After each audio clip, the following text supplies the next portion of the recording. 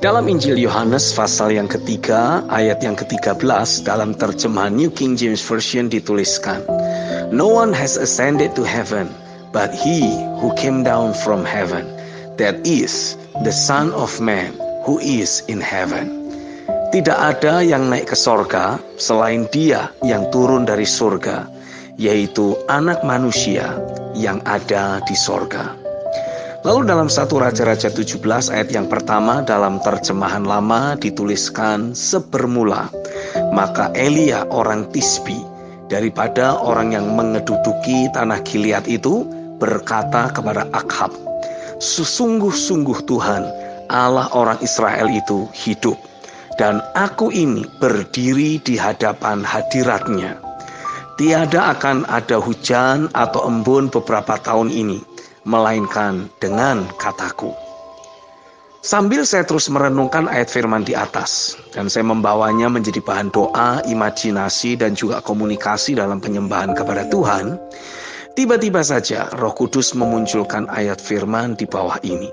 Dalam Roma 6 ayat yang ke-11 dalam terjemahan Easy English Bible dituliskan, "So, you also should think about yourself in the same way. Sin has no power over you, as if you were dead. In your new life, you live to serve God, because you belong to Christ Jesus." Jadi, hendaklah kamu berpikir tentang dirimu di jalan atau cara yang sama. Dosa sudah tidak berkuasa atasmu, seolah kamu sudah mati. Dalam hidup yang baru, kamu hidup untuk melayani Tuhan, karena kita milik Kristus Yesus. Saya bertanya-tanya, ada hubungan apa ayat ini dengan kehidupan di ruang tahta Allah? Ternyata sangat berhubungan. Jika kita tidak menganggap bahwa diri kita sudah mati terhadap dosa, namun masih mencintai diri sendiri, cinta uang, bahkan cinta dunia, maka kita tidak akan bisa hidup di hadapan hadirat-Nya.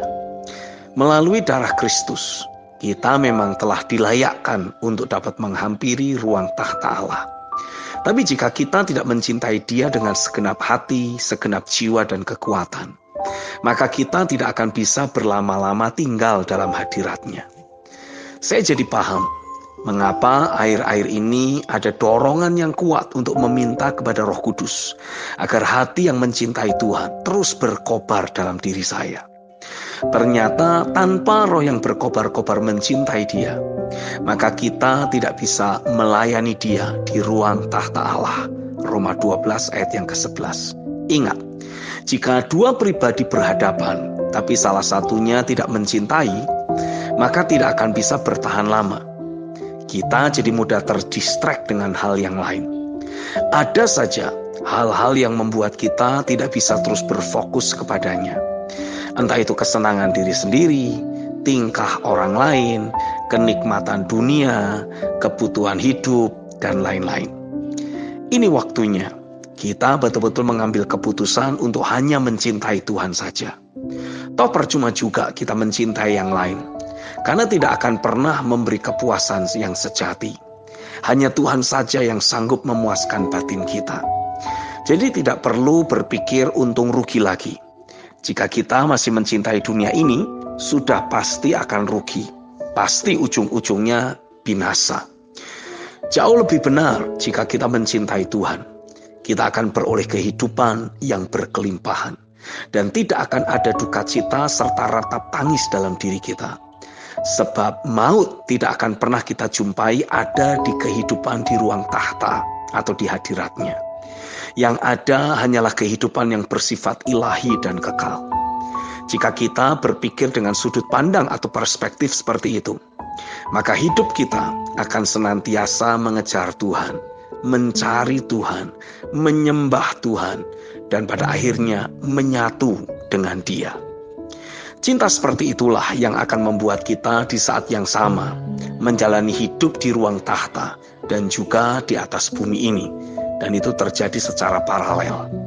Apa yang terjadi di ruang tahta dalam bentuk keputusan atau kehendak-Nya, firman dan juga kasih-Nya, otomatis akan langsung termanifestasi di atas bumi ini melalui keberadaan diri kita. Amin.